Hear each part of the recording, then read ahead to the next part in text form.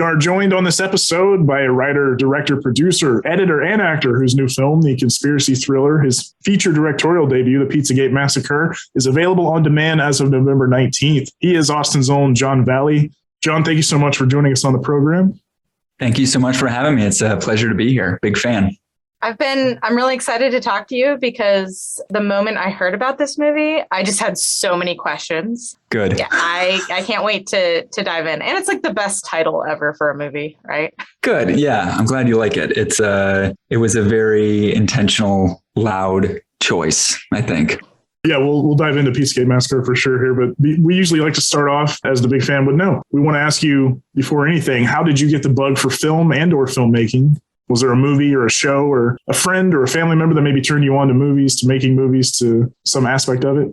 You know, I kind of think about my family a lot when it comes to that question. And it first started with seeing a couple of my siblings in a play when they were in high school. I'm the youngest of 5, so I just got to sort of watch all my siblings sort of do all the cool stuff that they do. And I remember as a kid just being really riveted by this kind of soft horror play, which you don't really see a lot of those. I think it was called Oh Haunting We Will Go.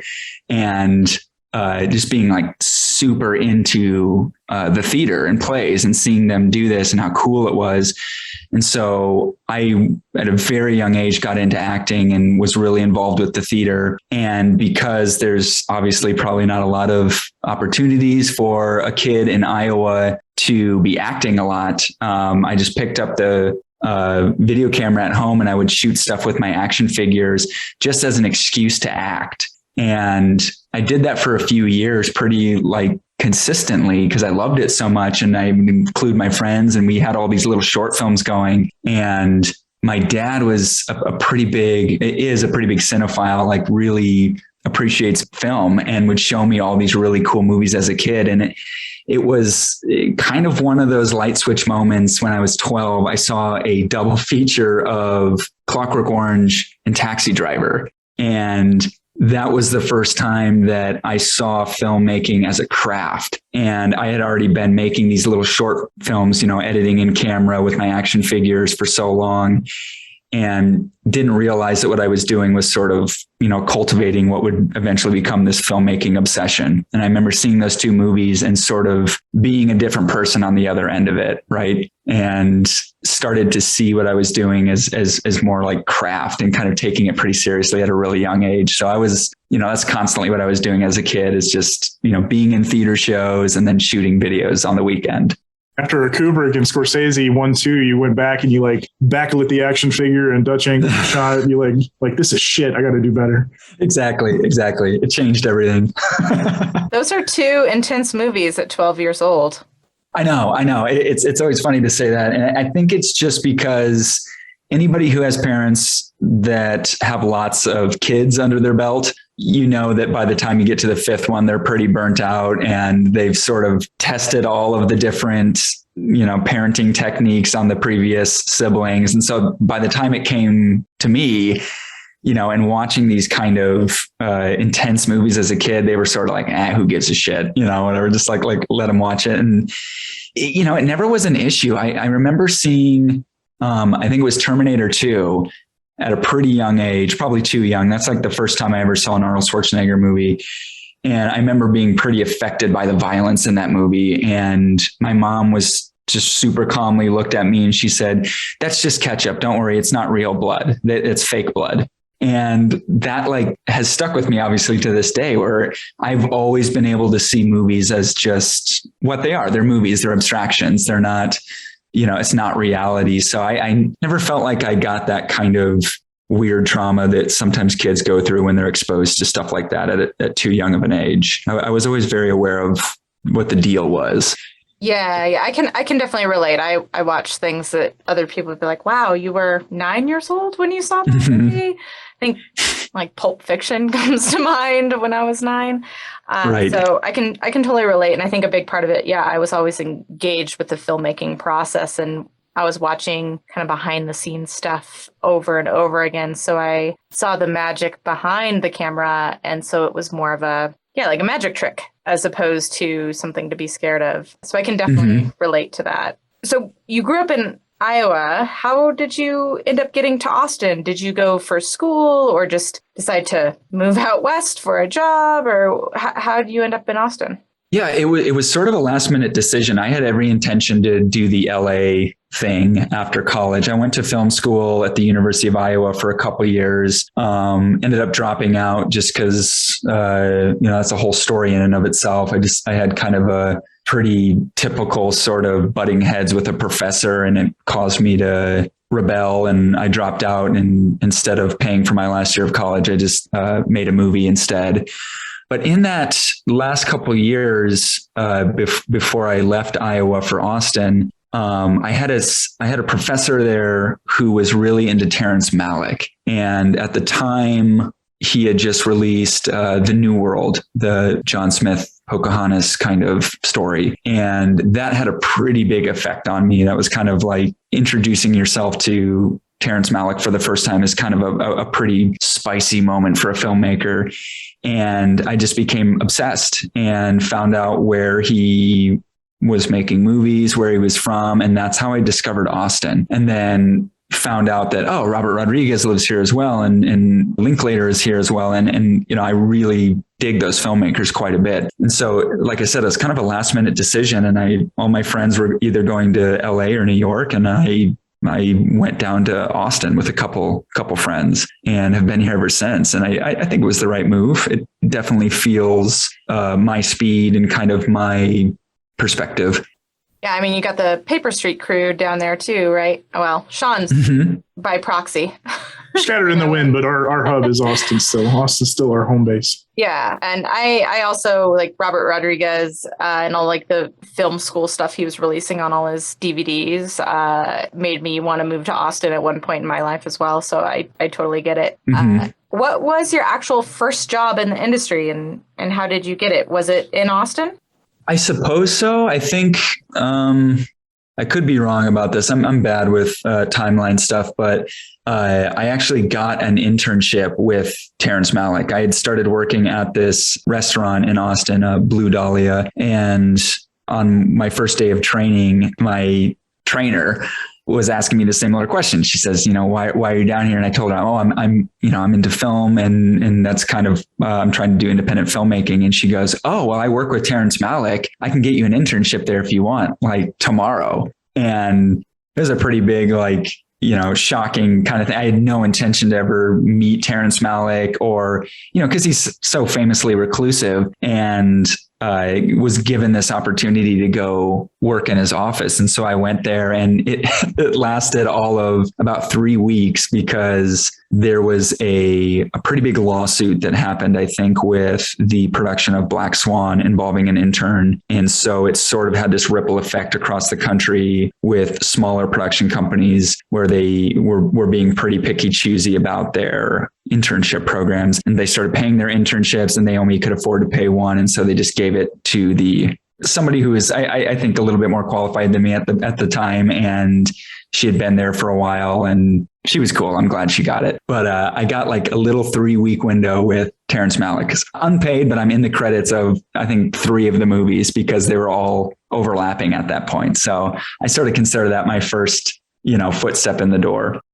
So you mentioned, picking up a camera and not just making movies, but you're acting as a kid with theater stuff. It sounds like film school and moving to Austin, filmmaking was the path, but like you are also an actor, I would say almost by trade, right?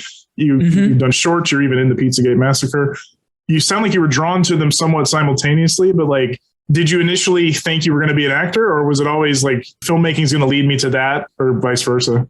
No, I thought it was all going to be acting, and that was kind of the start of it. Then, like I said, the filmmaking part came into it and was in tandem. But I kept doing theater pretty seriously throughout high school and in college, and have even continued it down here in Austin, just because The nature of independent filmmaking today, I think, is one that you have to wear a bunch of hats, and you have to sort of be open to where one department will take you over the other. And so I've always tried to keep this really nimble kind of position so that if the acting thing were to take off in some useful way, I would be ready to do that. I'd have my, personal infrastructure set up, and I'd be well oiled, like had taken classes, or have my agent or, credits lined up.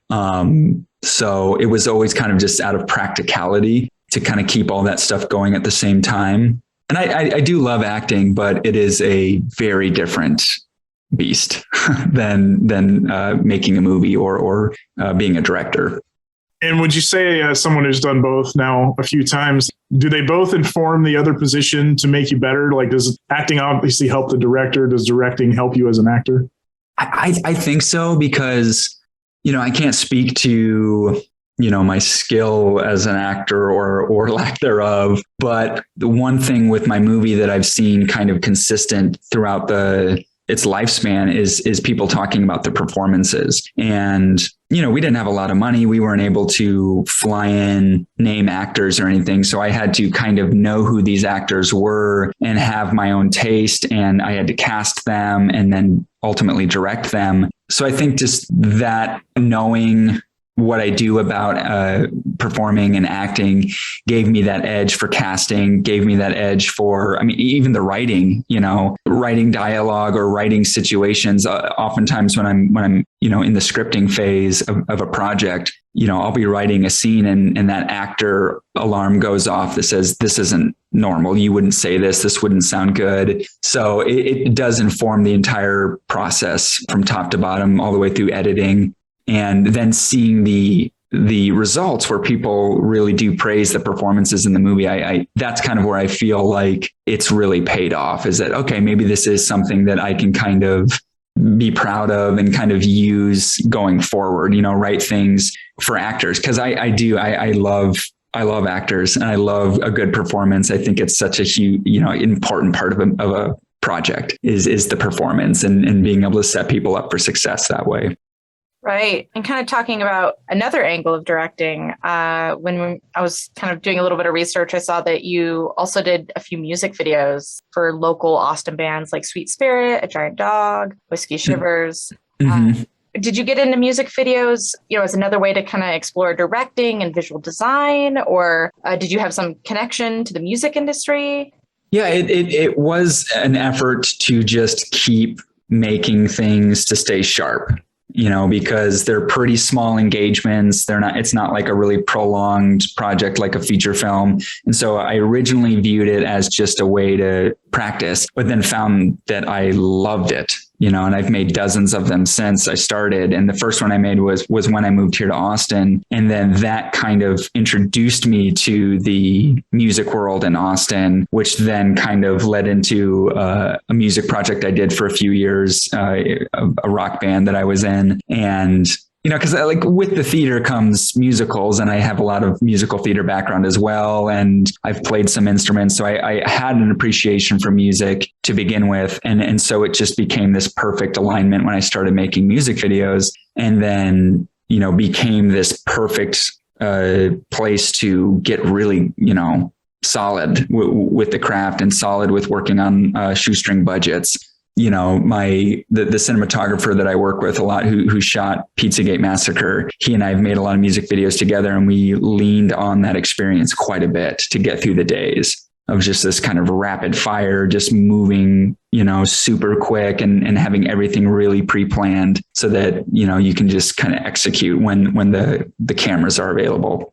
Yeah, you kind of predicted a couple of my questions. One was, are you a musician yourself? Which it sounds like you dabbled at least in at varying degrees. And then I was going to ask too, similar to acting and directing, if you felt like the music video work informed your narrative approach. And it sounds like at least at a logistical level, it helped you develop a quick shooting style and good relationship with the cinematographer. Do you feel like there were any other techniques or kind of visual styles that you brought with you from music videos that you were able to take, to something like the Pizzagate Massacre? Most definitely. And I think the biggest takeaway from the music video experience and then applying it to a 90-minute feature is this idea of don't be boring.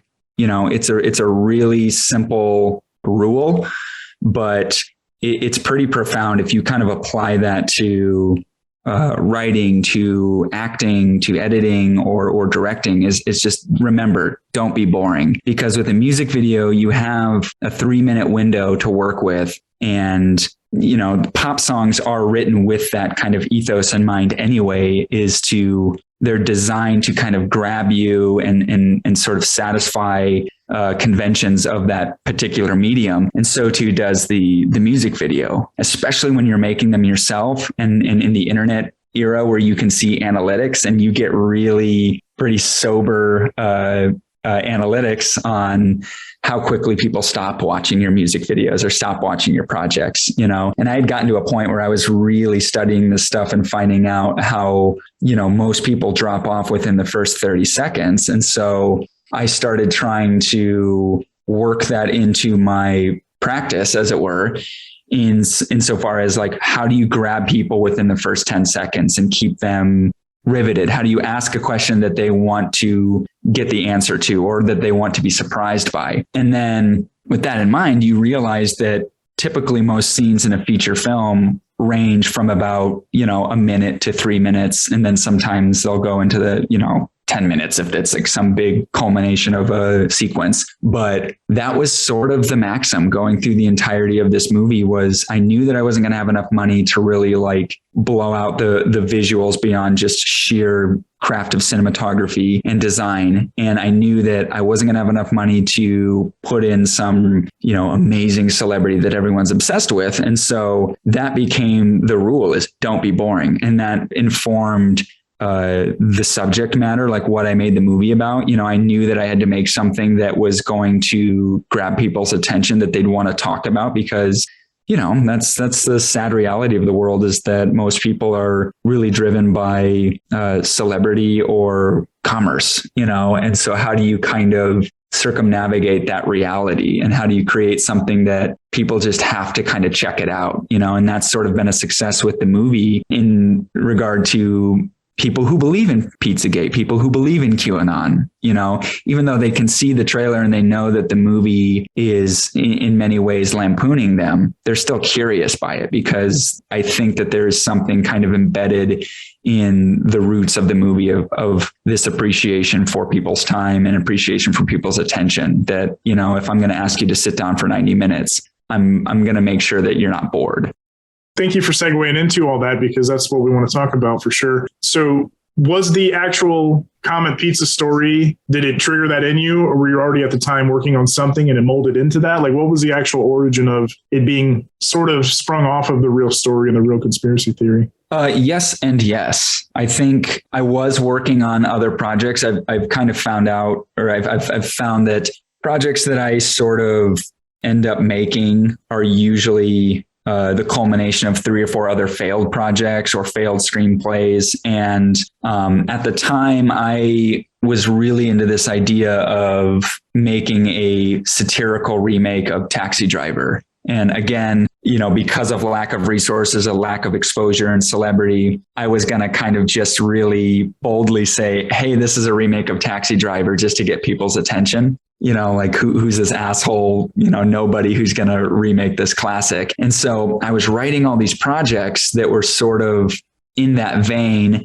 And that bled over into another project that was going to almost be a remake of The King of Comedy. And so I had these ideas totally formed, and they'd kind of sat there and sort of evolved over a couple of years. And then Pizzagate happened. And that was a light bulb moment where I was like, oh, these other projects that aren't working on the page, even though I'd kind of ran the gamut with them and really like tried to flesh them out as much as I could, they weren't working.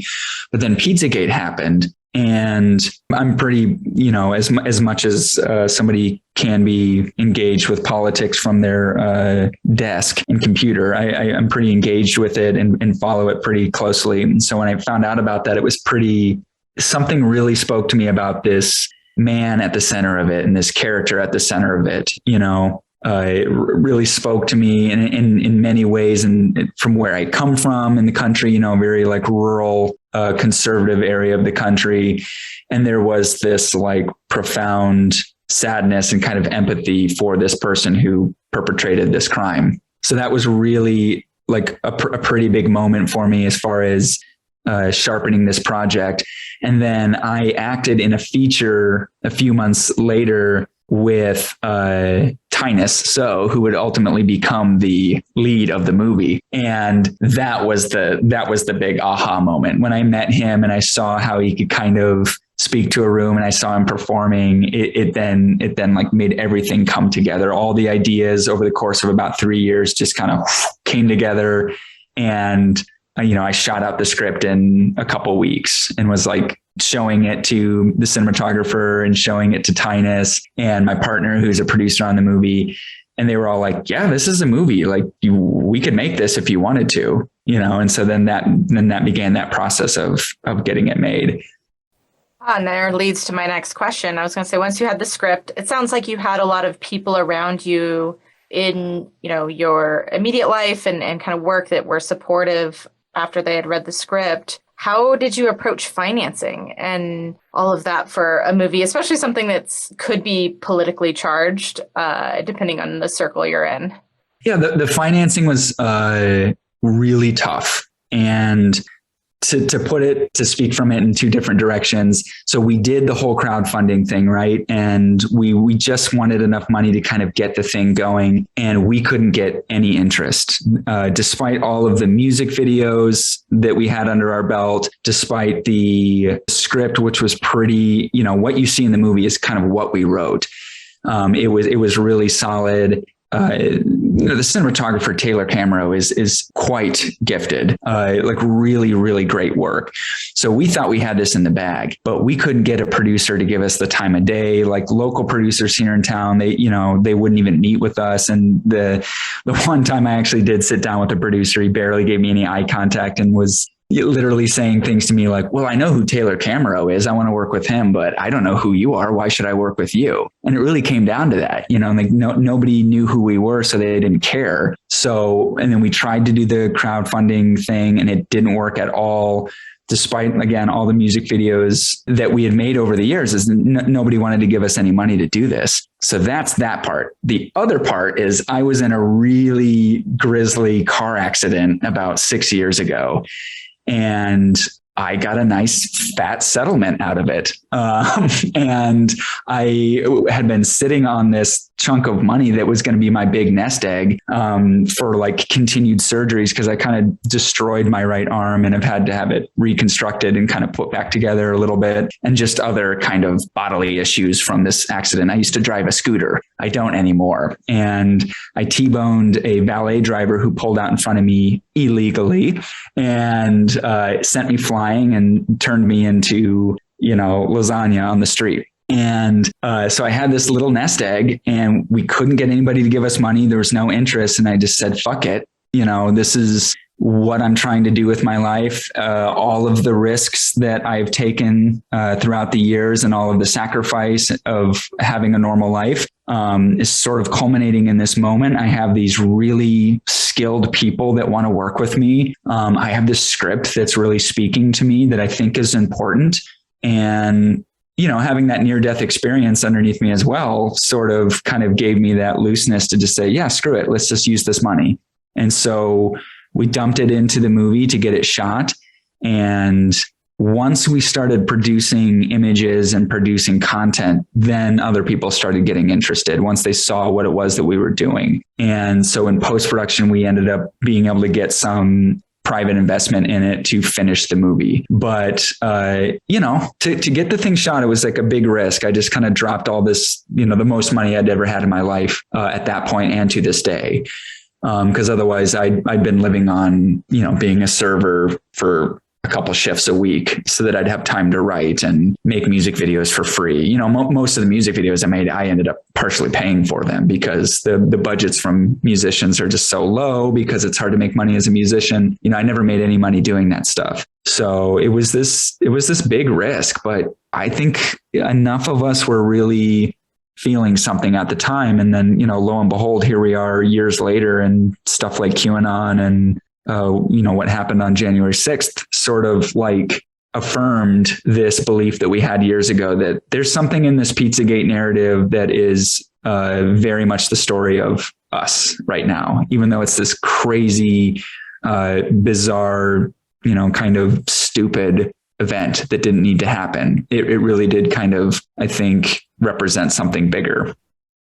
Definitely. We're talking with John Valley and his bionic arm, who took a chance on himself, put his settlement money into it. No, so shooting in Austin, since you are an Austin guy, did you happen to work with a lot of the same crew that you kind of amassed over the years of doing the shorts and the music videos? Yeah, definitely. And that was part of the gamble, right? Was I've been here long enough to know that there are bubbles that occur in Austin, bubbles of talent, bubbles of, crowds and kind of these little moments in Austin that sort of come and go. And at this point, I had made close to like 50 music videos. And so I'd really worked with a lot of G&E crew around town and technicians. And not only came to really appreciate the work that they do on sets and understand how much these people actually make the movies, I knew that I had a short window of time before all of these people were about to blow up and graduate beyond anything that I would be able to get them to do. So, once we had this script in hand, we were shooting it within 4 months. And that was one of the reasons why some of these producers didn't want to work with us, is because they thought that, this is crazy. You can't just put this thing together in 4 months. If you want to do this next year, we can talk about that, but I'm not going to sign on to something that I'm just, looking at right now, and we're going to shoot in a couple months. But my whole gamble was that I don't think these people are going to accept these day rates. I don't think these people are going to accept this project. Because again, I was learning very quickly that nobody knew who the hell I was, and that had some currency with whether or not you wanted to work on a project or not, which sounds obvious in retrospect. But, at the time I'd kind of believed in, hard work, and I'm from Iowa. So it's that whole, if you build it, they will come kind of mentality. But I learned very quickly that is a fantasy. And so I said, we got to make this movie right now while I've got this crew willing to come and play with us, because the movie lives and dies by the crew that made it. I mean, these people they're all now like union workers, and they're all working on bigger projects and just stellar technicians. And, this movie was made for pretty cheap. And so it really relied on their expertise and their calm, because these types of things get pretty hairy sometimes, and you think it's the end of the world. And, having people that are as experienced as they were working on it kept things really chill for it being an action film, a low budget action film, micro budget action film. Things were really chill. The set was very calm. Everybody seemed to have a pretty good time. Nobody really got spun out. And in fact, there was a few people that worked on set that were kind of heavy hitters, and they always reminded you that they were heavy hitters, and that they were bigger than this and they were above this, and that we should be so lucky that they would give us their time. Those were the people that caused the most problems. Those were the people that caused the biggest financial mistakes and stuff, like legal issues that I've had to deal with years after the fact, because they didn't do their paperwork correctly or they didn't do their work correctly. But it was these kind of unknown, no-name technicians who had all been building up this enormous amount of grit that I got to have the experience working with them that then made this movie. We've dealt with a few of those types in Austin. Thankfully, there's not that many bad apples in town, but no business is immune to them, and the film business is not exempt from that. But no, I'm glad you got a good, solid crew of people who have gone on to bigger and better since. But it sounds like script wise, or at least shooting wise, you never considered anything other than Austin. Was it always in the script to also be Austin, or did you have a grander plan maybe? Because even in the trailer, they mentioned how they're going to Austin. So it's very much based there. It's not like Anytown, USA. So was that the same in your head from page one, or did you ever have any ideas of shooting or setting it somewhere else? In the case of this movie being loosely, capital L loosely based on a real event. The only other location to shoot this in would have been setting it in DC, which is where the shooting actually happened. But there was a pizza place here in town that was also targeted by it, the whole Pizzagate phenomenon as well.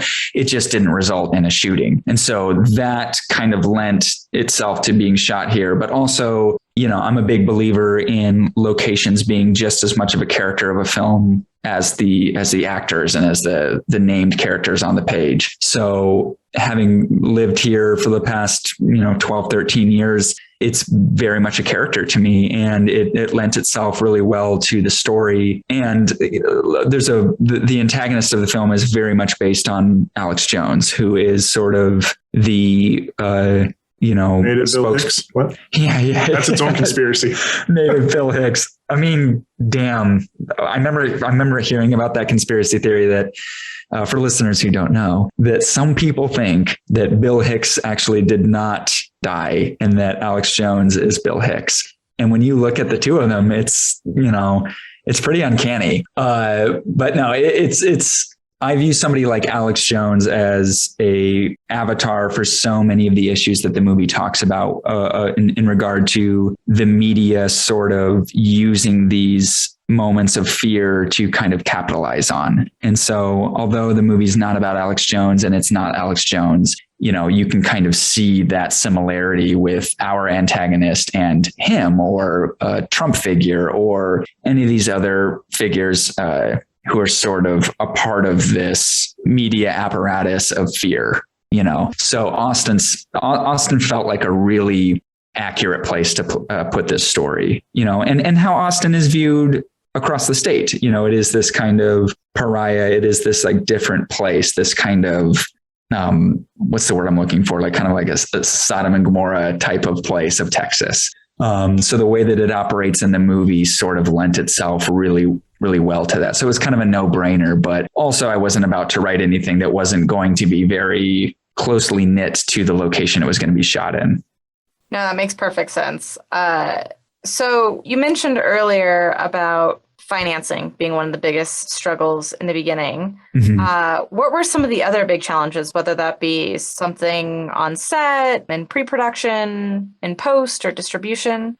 Well, one of the biggest things was in pre-production was finding this antagonist character who is named Terry Lee. And I'm friends with the actress who ultimately played her, and she was cast as a different character in the movie. She was actually going to be there's a character that's kind of a news figure that's sort of narrating what's going on with the story.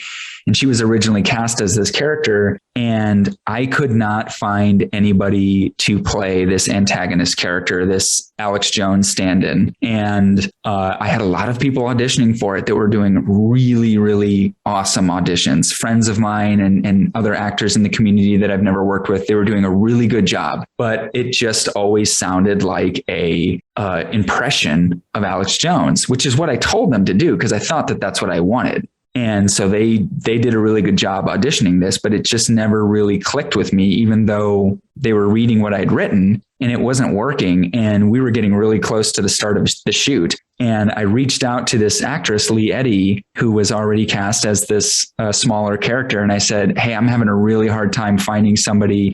You're much more connected to the acting world than I am here. You've been here longer. Can you think of anybody that would be good for this role? I'm even willing to entertain it being a woman because it was originally written as a man. And then that gave her the runway to say, well, actually, I would like to audition for this part. I think this is the part that I want to play and I have an idea for it. And that kind of took me by surprise. I was like, oh, hell yeah. Because it was a much bigger character. And she's kind of, I really look up to her. I think she's a phenomenal performer. And, I didn't want to ask too much of her. So I gave her this part that she was going to be able to shoot in a day. And she came back to me and said, no, I really like this script. And I think this character is super interesting. And so she came back to me with this taped audition that she did, which is virtually what she did in the movie. And that it was both a terrifying moment that we didn't have our antagonist, but then also one of the most encouraging moments, one of the most affirming and energizing moments of the entire production. Because she's this person that I really look up to, and she wants to be a part of what we're doing. She wants to help us make this thing successful. It's not just a job to her. So I gave her the role and rewrote the character top to bottom, like about 3 weeks before we started shooting, because once I started looking at the lines, I was like, this doesn't sound right. This isn't going to work for Lee. And it's written for a man, it just didn't work. And so it forced me to have to rewrite it. And then knowing who I was writing for and seeing a better performance than I was able to imagine, then made me like, it was one of those rare experiences where the writing took over. How you hear people talk about how if you set up characters well enough, they start talking to you, and writing is not really as laborious as one would think. It just kind of channels through you. It was definitely one of those moments. And the same thing with the lead actor, Tynus. Like I said earlier, once I knew that he was going to be the lead of the movie, then I was able to just write everything super quickly in the wake of what he brought to the table. And so too with the antagonist of the film, which is a really sweet thing. I think that these two polar opposites in the film kind of drove so much of the quality of the words and the script itself that then ultimately led to the success of the movie, I think, because their performances are outstanding. I know it's my own movie, but I think I can say that it still blows me away watching them perform. And the days that she was on set and that he was doing his big scenes and stuff, they were electric. The crew would really tighten up when they'd see what these two were doing. It pulled everybody in and it made everybody work better and sharper. It was a really cool thing.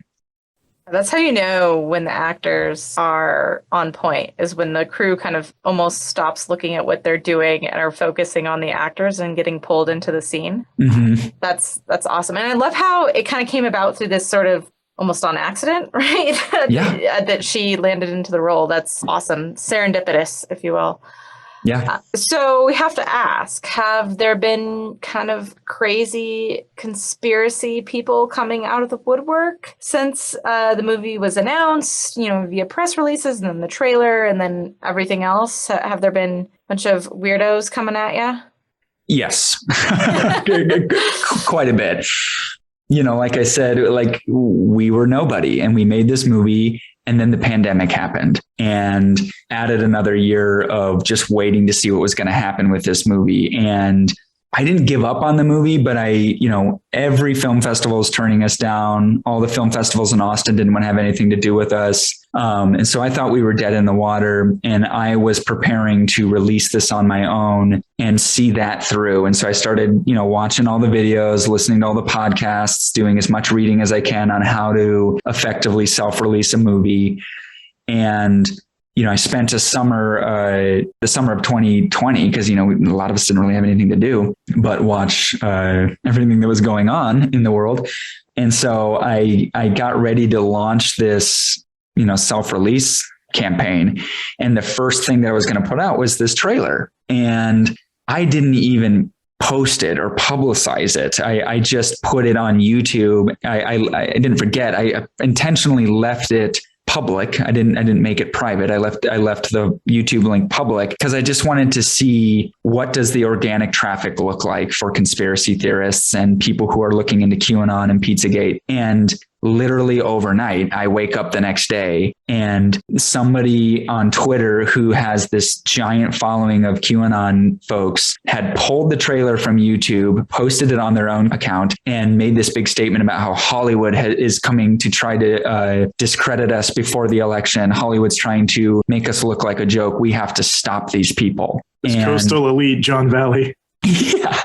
This coastal elite Hollywood somebody, and they blew the trailer up, and it was just getting like tens of thousands of views, and was getting these horrifying comments. I received my first couple dozen death threats through it, and it was insane. And that's then the reason that I found out about it, that this had blown up, is because Vice had reached out to me and the Daily Beast had reached out to me and these other platforms saying like, hey, we see what's going on with this movie. We'd like to talk to you about it. that's how I found out that this thing was happening. And so we got all of this exposure from it that then caught the attention of the wonderful Aaron B. Kuntz and the Paper Street Gang. And he saw the trailer, and he knows Taylor, my cinematographer. And he reached out and said, hey, can I see this movie? I'm curious about it. Sent him a screener. And then that has been this road to the festivals and the distribution that came after it. And now it being released, it all sort of stemmed out of this kind of 4-alarm fire that was set by this QAnon subgroup on Twitter. Yeah, it was incredible and frightening. And I remember the actress Lee had reached out to me, who played the antagonist of the film, Terry Lee. She reached out to me and she said, hey, I see all these comments that are coming in, and I just want to let you know, like, don't worry, this is kind of what you can expect from it, because her husband was in that film, The Hunt, which was about liberal elites hunting conservatives. And it was sort of like The Most Dangerous Game, and kind of has a similar vibe to Pizzagate Massacre insofar as, the movie presents itself as this, hey, let's make fun of dumb Trump supporters. But then when you watch it, you're like, oh, these people aren't dumb. They're human beings, and they have hearts and souls, and some of them are off the rails for sure, but they're human beings. And so she kind of walked me through this experience that they had with The Hunt and being doxxed and being kind of targeted for a moment, because that movie was like pulled from distribution for a moment, if you recall, because there were so many threats of bombings that were going to happen at the theaters from angry conservative fringe figures. So it's this odd thing where this thing happened, they tried to shut us down, and it's the very thing that then saved the movie, because otherwise I don't know if this movie would have seen the light of day. Like I said, nobody cared about it. We couldn't even get into festivals, let alone get any attention at a festival. But once that kind of happened, once it sort of blew up like that, then that really changed things for the life of the film. Played right into his hands, you dummies. I know. It's dizzying. Starting the rumor on this podcast that John Valley is actually JFK Jr. So hashtag John Valley is JFK Jr. Stop. Yes, please do it. Hey, he's supposed to show up in Texas any minute. He got rain delayed in Dallas last week. So John Valley is JFK Jr. hashtag. Yes, bring it. Oh no. I could play JFK Jr. Look more like him than the old raggedy guy they keep saying is him at these rallies. There's like right? 60 All right. and just looks like they pulled him right off the street. Damn, dude, there's an idea. Maybe we just hatched the new idea for the next movie. Hashtag John Valley is JFK Jr. Writing that down. Oh, there's something there. I'm sure we could mine something out of the JFK nonsense that has not stopped. Much. And there was like hundreds of people in Dallas this past week to hopefully see him. Like that. Wild. They tell me they came from all over the country, but that's too many people. It bummed me out. I knew that was coming. And when I saw the footage of just how many people were there and how many of them looked like regular people and grown adults and parents and teachers and professionals, it really bums me out. Like all of those people descended there. Talk offline about getting a little age makeup on you and then sending you out next time there's supposed to be a JFK Jr. setting, because hashtag John Valley is JFK Jr. Becky no likey. Oh my gosh. This is like pre-viral marketing campaign for the script that you haven't written yet. Yeah, exactly. No, it's to help sell the one he did write and is out November 19th. November 19th, folks, yes. On all of your favorite VOD platforms. Way to bring it back around. Please see the Pizzagate Massacre and Child's Play now playing on the USA Network. Sorry, John. You'll understand when you hear it back. We hear the episode. Okay. So yes, we're all excited for that movie. I want everybody to please check it out. It will be able, I believe, to rent or purchase as of November 19th. So whether it's iTunes or Amazon, wherever you guys buy or rent your films, please check out the Pizzagate Massacre. We're proud to have the Paper Street logo on it and be associated with the man who will become JFK Jr. if my plan goes to fruition. Love it. I love this so much. So going forward, I know we're not trying to put the cart before the horse here. You have a lot of full press to do here in the next week and a half leading up to it. But as you go after this movie, are you going to focus more on behind the camera work as a director? Are you going to continue to kind of act when it comes to you, or just intend to do both at the moment or star in your own stuff? I'll never stop acting. That's always going to be something that I've just spent too many hours on the boards, as they say, that it's, even if I quit, it'll never leave me. That's very much part of who I am. But yeah, the focus is to definitely keep driving forward with this feature filmmaking thing. And I've got a new project that I'm working on that's a pretty intimate little chamber piece, horror sci-fi thing that I'm kind of calling in the spirit of something like Videodrome or Frankenstein coming together. Really excited about it. And that was a thing that I learned from Pizzagate Massacre, which was, we made the movie, and although you have your plan, you never really know what it's going to be when you make it, or when it comes out the other end. And the thing that the cinematographer and I really noticed, and Tynus, the lead actor, who we really worked on the edit a lot together, we noticed how much it felt like a horror film, and how much the music felt like a horror soundtrack. And I adore horror films, but we didn't set out to make a horror film. But I think we kind of ended up with some weird, spiritually touched by horror films and structurally designed like a horror film. And that was the audience that really received the movie the best. Like I said, all of these kind of elite high-end film festivals were turning us down. They didn't want to have anything to do with us. But then the masterstroke that Aaron kind of brought to the table with Paper Street was saying, you should focus on horror festivals. Start submitting this to horror festivals, because I think this is going to do well there. And lo and behold, it did. And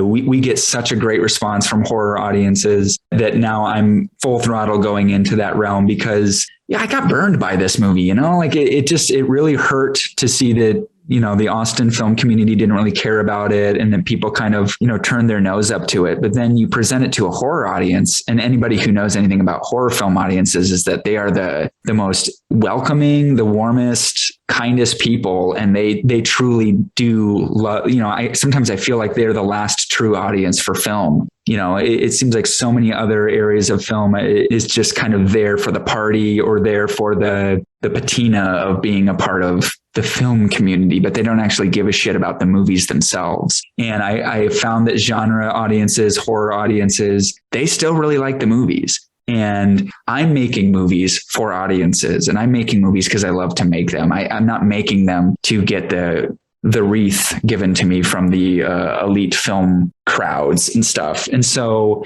seeing how much people really responded to that, I'm just like, hell yeah, I'm going to start making horror films because I love them. And I think they're a really great genre for the medium itself. They really express some of the greatest tools at your disposal with the medium of filmmaking. So I'm super excited about what's coming next.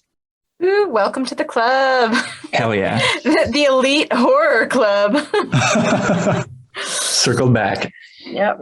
There's gatekeeping in horror, but I wouldn't say elite might not be the right word. But yeah, to that point, we agree that not just the audience, but your point about festivals, most festivals, like you said, are rigid, they're posh, or they're not accepting of genre. But a horror festival is really a genre festival, whether it's something that has horror in the name, like Telluride that we frequent, or even like Fantastic Fest. Out of the box thriller, you have a conspiracy thriller that fits that mold. It fits action. It fits genre. I think horror festivals are more accepting of just wider genre than a film festival that won't take anything outside of the box. So yeah, I think that's definitely the right play. And you're welcome. Thank you. On behalf of Aaron. Yeah. Thank you, Aaron. People want to be surprised and see something different. They don't want to be bored. And I think that's one of the things genre audiences, why they respond. Maybe, you talked about the philosophy of making the movie of just don't make it boring. Yep. And that's the core of genre, right? Is have something to say, make it interesting, entertain me, throw blood in my face, make me scared, make me laugh, whatever it is, just don't bore me. Exactly.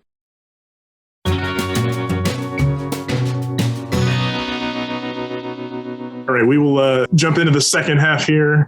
And again, before we do, just a reminder, Pizzagate Massacre, November 19th, on demand wherever you rent or buy movies, starring JFK John Valley Jr. It's going to happen. We're going to come up with something out of this. John has listened. John's listened to a handful of these episodes, so he knows what he's about to get into with Rapid Fire 15. Yes. And he sounds more excited than scared. So we'll jump right in. Mm-hmm. First thing that comes to mind, don't think too hard about it. All right. Question number 1. What movie do you think you have seen the most in your life? Easy. That is Predator.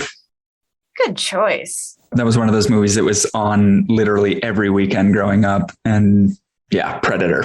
big time. And I think I gave away the question 2 here because my question to you was going to be, what do you consider to be a perfect or at least close to perfect movie? I feel like I saw you say this somewhere on the internet.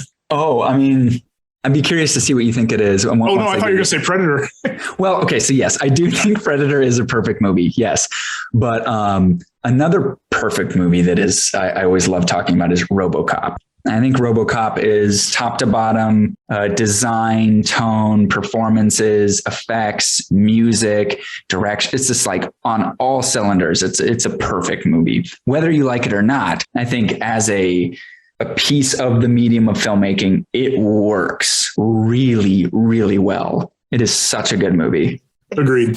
Yeah. Such a strong movie. And I think the one leg up, I guess, it has on Predator is that I feel like RoboCop has much stronger emotional draw.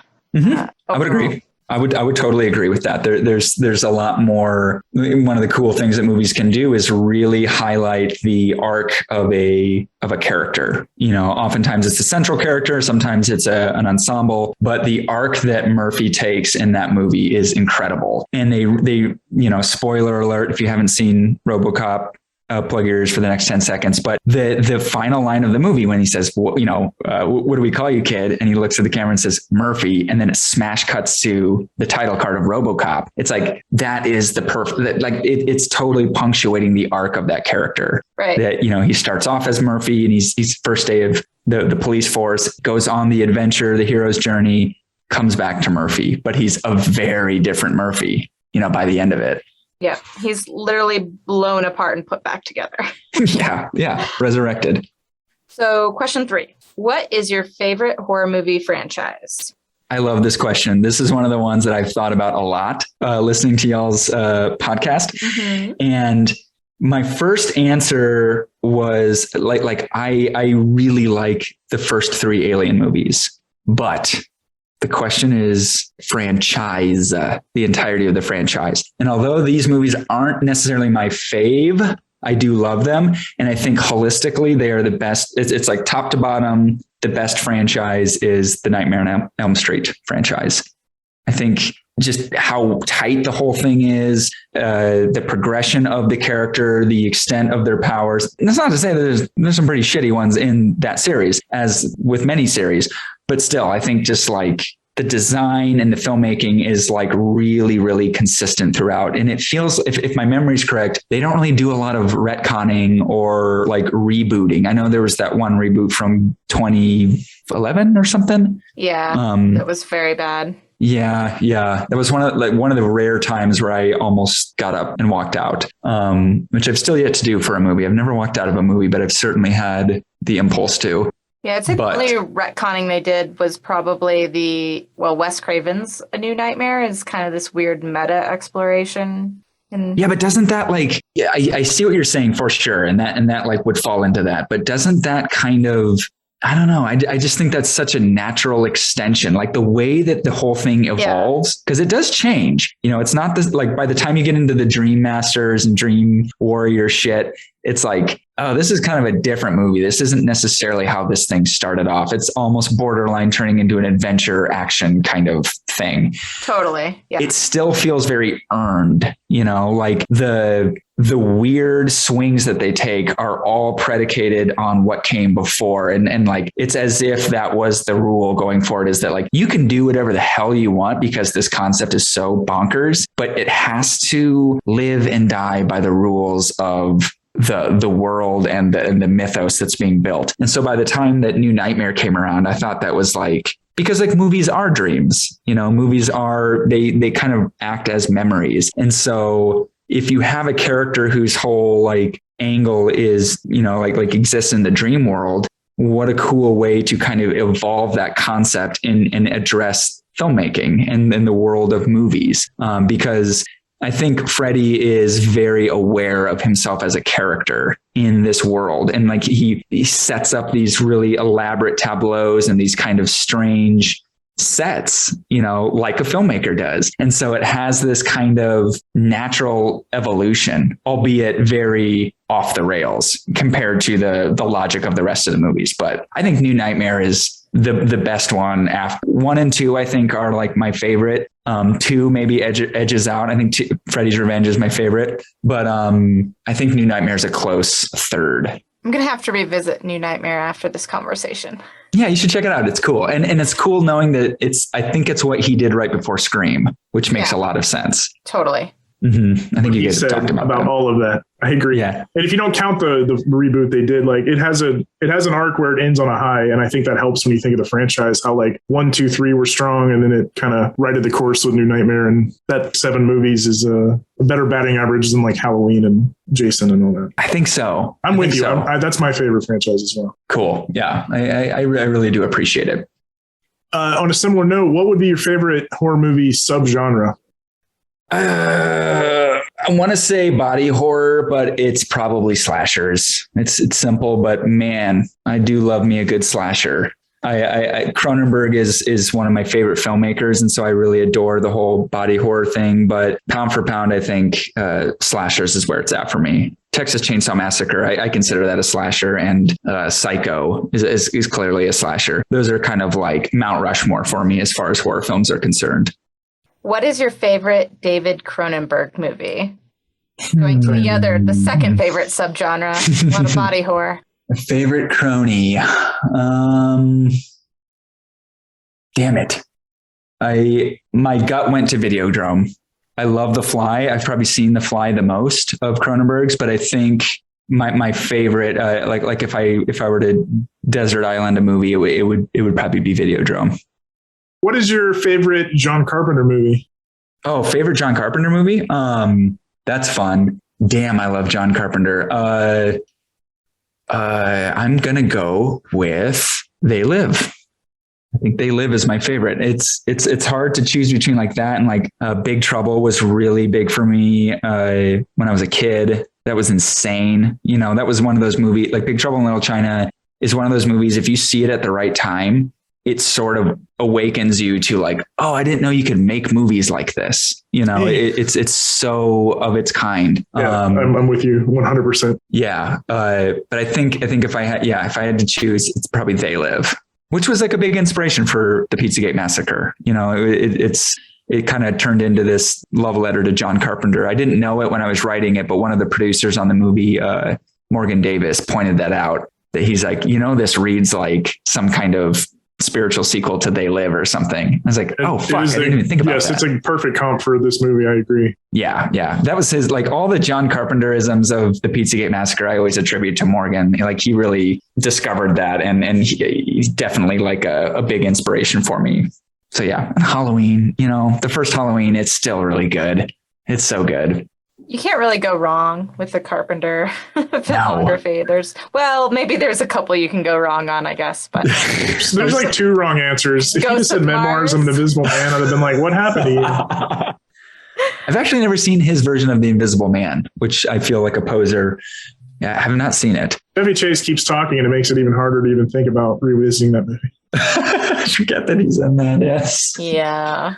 Moving right along to Stephen King. What is your favorite Stephen King novel and your favorite film adaptation of a Stephen King novel? Novel would be The Gunslinger.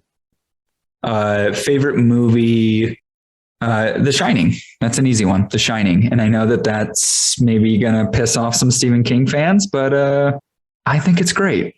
And I think Stephen King should be okay. I think he should be fine with how that movie got rendered, because it's pretty damn good.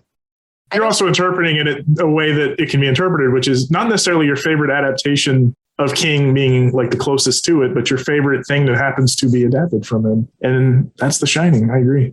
Yeah. That's what I was going to say. An adaptation doesn't necessarily need to be close to the book for it to be good.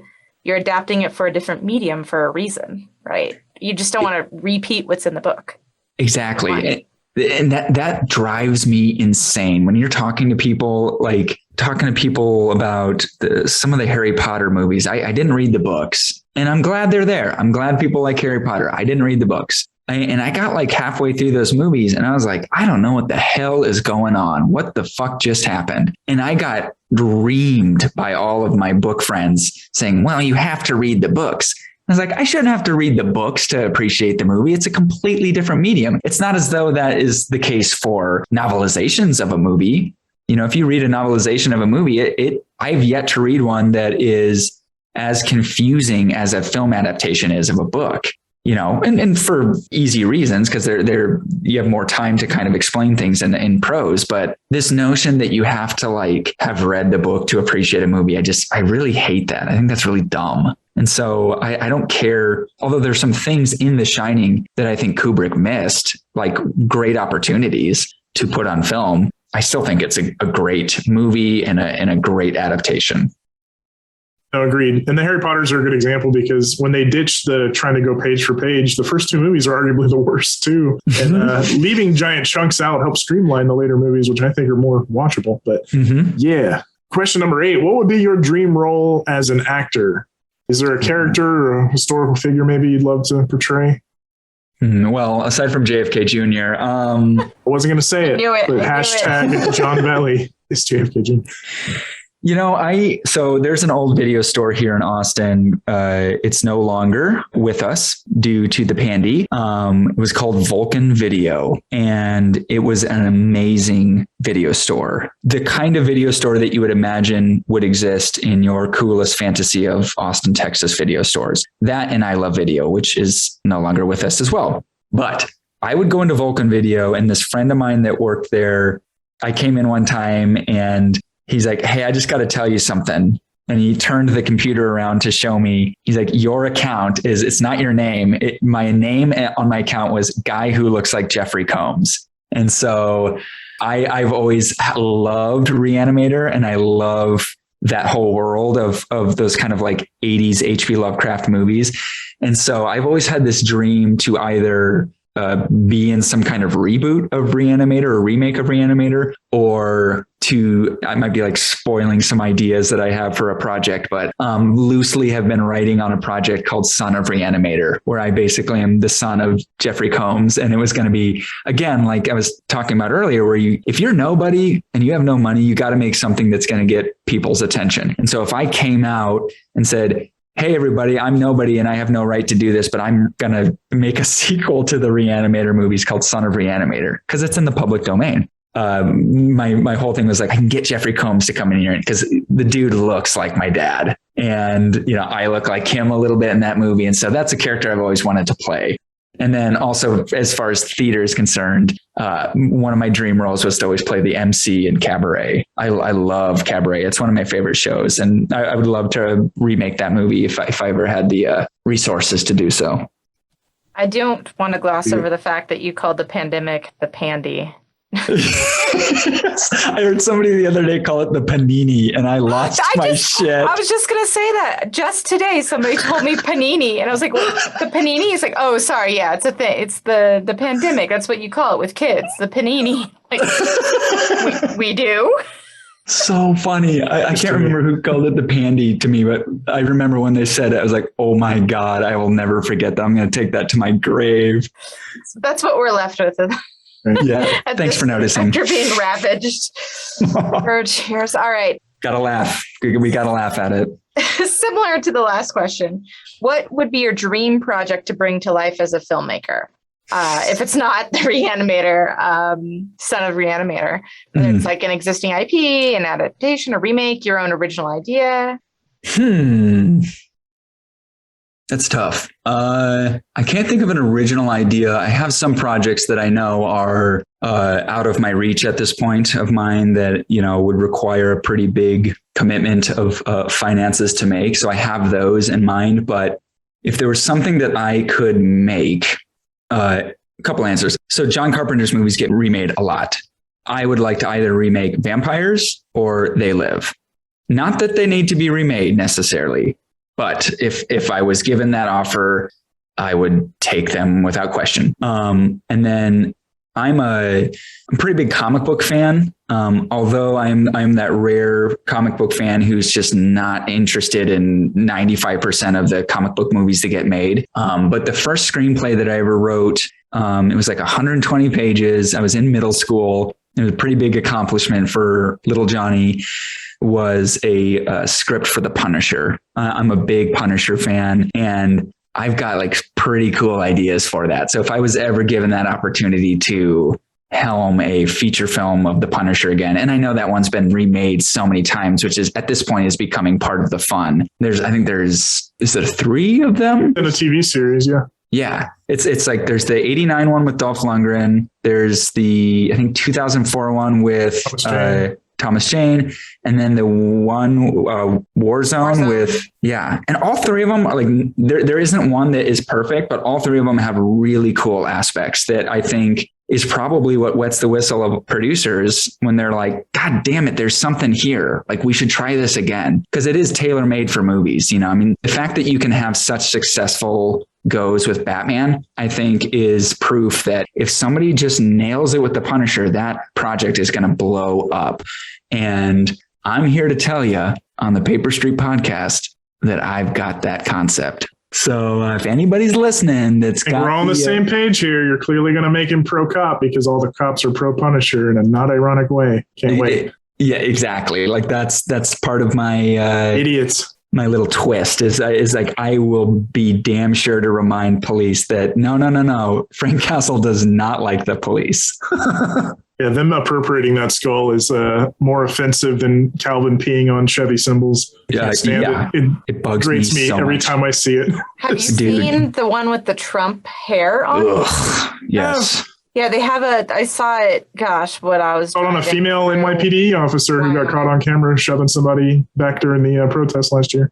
Ugh. I was like, did she not? Oh, she really didn't get it. No. And that's what's so upsetting is like they reappropriate things so much because so many people on that side of the argument lack creativity. And so they have to wait for us to like, you know, come up with sayings or things for them to just sort of like remix, you know, and the Punisher is a perfect example of that. I mean, the guy who created the Punisher came out and said, no, like he is not, this is not how the character is supposed to be, you know, represented. He's not this like, this is a rabbit hole to go down on episode 3 of the John is JFK Jr. podcast. But yeah, I mean, they took Red Pill from Matrix, which was a big trans allegory. They don't understand irony or comedy. No, exactly. Speaking of, next question. What is your favorite conspiracy theory? And, or is there one you actually kind of a little bit believe? Bill Hicks is Alex Jones. Bill Hicks is Alex Jones. Favorite conspiracy theory. I'm a big fan of Bigfoot and lizard people, obviously, like the kind of creature oriented stuff. You know, and obviously lizard people play a pretty big part in my movie. That's kind of my favorite because, you know, that's to me, that's what conspiracy theories were. They were fun. And if you wanted to use them practically, they're just a nice mechanism for pulling questions out of and being kind of skeptical, which one ought to be. And one should, you know, be skeptical from a point of humility, not a point of, I'm a genius. I know everything. Everyone else is stupid. So now let me try to figure out what's going on. It's like, no, do it from a point of humility. And that's what I like about conspiracy theories, because they're super entertaining. And then they offer this sort of, you know, kind of opportunity for us to discuss things from a position of humility. And so things like Bigfoot and the lizard people are just prime time conspiracy theory for me. And I love that stuff, like the creatures and how it works into their locations. Because an interesting thing with Bigfoot is that virtually every state in the United States has their version of Bigfoot. They have different names. They have different origins and backgrounds and stuff. And so they encompass the region, they encompass the people and the history of that particular area. And I don't know, I just think that stuff's cool. It's you immediately get a world dished out to you. You know, conspiracy theories are really good for world building. It's why it was so easy to write a movie for it, you know, because it's just everything's ripe there to create something from. So something maybe a little less fun. Mm-hmm. Question 11. Who is the absolute worst politician to represent your current home state of Texas? Ooh, I'm going to say, because of the state of politics where it's very American politics, where it's very celebrity driven, I'm going to say it's Ted Cruz. I think there are individuals who are more craven than Ted Cruz and can pull levers of deeper consequences, such as Greg Abbott. But in regard to the effect that American politics have on people, which is that of celebrity, Ted Cruz, because I mean, everybody knows who Ted Cruz is. And he's the Zodiac killer. He's the Zodiac killer. And that is a fact. That is not a conspiracy theory. No, I think he's pretty reprehensible, very irresponsible, and doesn't deserve a job. Yeah, there was a handful of answers I was like, he could give, but I know he's going to give the right one, which is Ted Cruz. And I'm with you. The argument is that I actually think he knows better, unlike Ron Johnson and some of these others that are just despicable to their core. I think Ted Cruz is smart enough to know what he's doing, and that makes it even more frustrating. He's like, he is an intelligent guy, objectively, like he's a snake. But like, that's what makes it more frustrating, that he's playing the game while the other ones might truly just be dipshits. Exactly. Like we're creating worse. Yes. We're creating a world for dipshits to come in and like people, like I think like Marjorie Taylor Greene really believes the shit that she's peddling. She's truly stupid. Yes. Whereas, Ted Cruz is manipulative, and he's conniving, and he is not who you want to be part of governing and leading. Becky asked right before you got on with this, she's like, what's his question about? I'm like, oh no, John and I follow each other on social media. I know he feels the same way about some of these people. And I'm a former Austinite, so I'm like, he'll have an answer for that. Don't worry. Yeah. Not a good guy. In a Texas related question to an Austinite, what is your go-to barbecue spot in town? As in, like, where would you take Becky if she showed up for a weekend, like to get the real Texas barbecue? Don't disappoint me. Shit. What is that place called? It's on Lamar. It's not Bill Miller's, because I don't want to say Franklin's. You know, Franklin's is great, but like I want to say something like maybe Black's. Is that it? Yeah, that's the most common answer we get is Black's barbecue. It is, right? Yeah, I've heard that before. Yeah, I want to say it's Black's. I think that's what is. There's one that's nearby my hood here on North Lamar. It might come to me later, and then I'll shout it out. But I think it's Black's. You can't go. It's hard to go wrong though. It's like I don't believe. Have I had bad wine? Yes. Have I had great wine? Yes. But a $20 of wine basically gets me there. So if you're making brisket, it's going to be good. You know, barbecue is kind of one of those things it's hard to screw up, like pizza, you know? So I don't get too hoity toity about like the nuances, you know, sometimes they're going to be better than others. And I'm here to listen to arguments, but Texas barbecue, you're already in good company if you're within the state lines. Yeah, I'd agree with that based on my time in Austin. And speaking of pizza, which is very relevant to this whole podcast, what is your favorite kind of pizza? Like what type of style and toppings? Do you have a specific joint that you always order from? I probably order the most from East Side Pies, which was the pizza place that was kind of targeted during Pizzagate. And I actually got to meet with the owner of East Side Pies to, you know, the producer that kind of set up this meeting wanted to actually film there. I didn't, because I just didn't want to put any unnecessary heat on them. But I wanted to take the opportunity to get their blessing and tell them what I was going to be doing. And lo and behold, they were way into it. And they actually had a whole story about Alex Jones. And they, you know, sat with me for about an hour during the workday to kind of like hear me out and listen to what it was that I was going to be doing. And it also happens to be my favorite pizza place in town. But my favorite toppings, it's kind of a weird one, but I encourage you to try it if you don't already know the glory that awaits you, is beef, onion, Alfredo sauce. It's going to change your world. It's very simple, but it's a damn good pizza. And you can start really easily with Domino's. Domino's has a pretty damn good beef, onion, and Alfredo sauce. Like they have those options there. Yes, I've done like the chicken and onion and Alfredo, so I know I can picture it. I like all of those things. I don't know why I wouldn't like them together. Give it a try. Yeah. And you know, and while we're here, Domino's is pretty damn good. You know, I wouldn't encourage you to eat an entire one by yourself, although it's very easy to do so. We've doing the wrong thing for a long time then. Yeah. I can finish a thin crust medium still to this day, unfortunately. Dude, I do it a couple times a month. But that's neither here nor there. But that's a good place to start. A really cheap way to find out whether you like those toppings. And it's GUD good. Remember that for next time. Yeah. What would be your walk-up music I don't think I need to elaborate on that too much more, but TED Talk, if you're coming in to fight me, you're coming in as a ball player, boxer, something. What are you entering to? There isn't an appropriate Neil Young rock song that's coming to mind for that. So I'm going to big pivot to the Conan theme from the Schwarzenegger Conan. Yeah. Basil Polaris. Rockin' in the Free World would have been that's like the biggest. Oh no, if you got to go Neil Young, you disarm people with something light, like, some acoustic, hey, hey, my. Yeah. Throws everybody off. Or you mash those two up where it starts with that and then you hear the rock version, the electric version. Dun, dun, or going to that, yeah. Or have you heard Crime in the City? Yeah, I think so, actually. Very long song that's like, it's basically like really slowed down storytelling.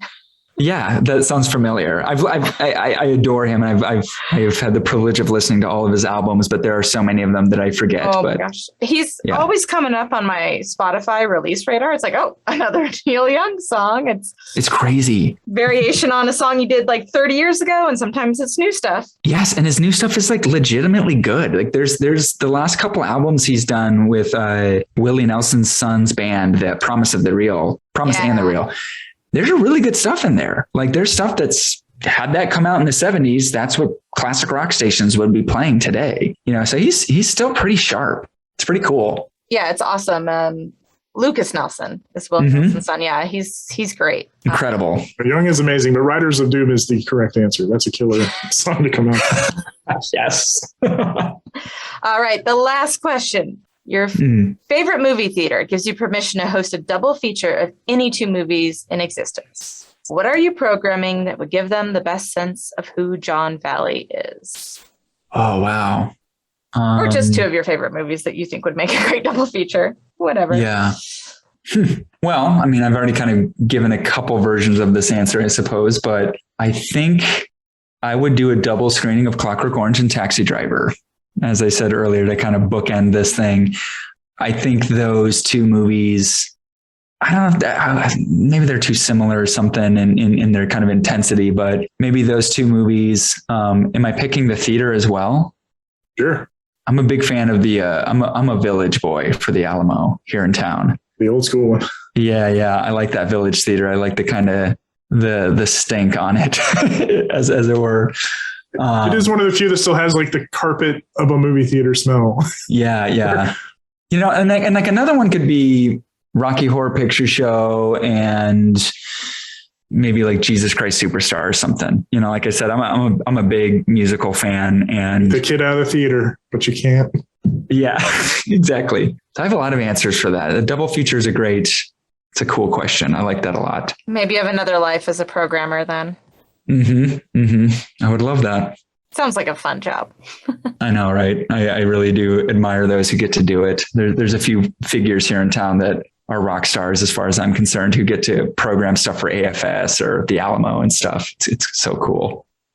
That is the official end of the Rapid Fire 15, and you passed with flying colors. Good answers, top to bottom. Nice. Thank you. And we appreciate having you on very much. You kind of mentioned some of the projects you have upcoming. Is there somewhere we can find you online, anywhere you want to direct people to, whether it's a website or social media?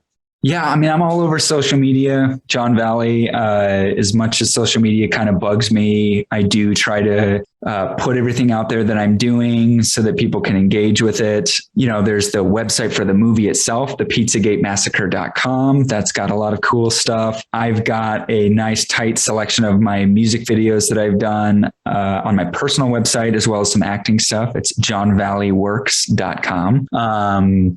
But yeah, I'm on all the Twitters and the Instagrams and Facebook or Meta. And I just try to saturate as much as possible because I need all the luck I can muster. So yeah, that's where you can find all this stuff I've been doing for the better part of my life. So it's a lot of work there to be seen. And then of course, Pizzagate Massacre, as of November 19th, is available to you on like the big VOD platforms, Amazon, iTunes, YouTube, Google Play, Vudu, and more. Yeah, I'm out there. Please hit me up. Let me know if you heard this episode too, because you should be listening to this podcast. Person out there listening, this is one of the good ones. Aw, thank you.